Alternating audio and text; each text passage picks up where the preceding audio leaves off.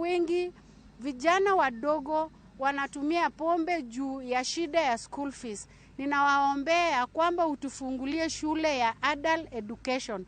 Juu wengi walipunguliwa na school fees, wakawa tu wako, maana maisha inabidi iendelee, uwasaidie.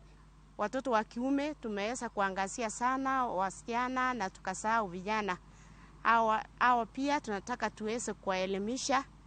Tuelimisha hata wazazi nayo wajue jinsi ya kutunza watoto yao wakiwa wadogo mpaka wao wakubwa, ndio tuepukane na shida kama hizo za gender based violence. Nataka kuomba serikali ya Kenya kwanza waanzishe hiyo project na waweke kwa maendeleo ya wanawake na vikundi yote ya wamama, ili tuweze kuendelea na kukomesha tabia kama hizo na ambayo inaleta shida baadaye. Utukumbuke, tunafuraha sana, ili tushikane, utushike mkono. Utushike mkono President, tuko na wewe.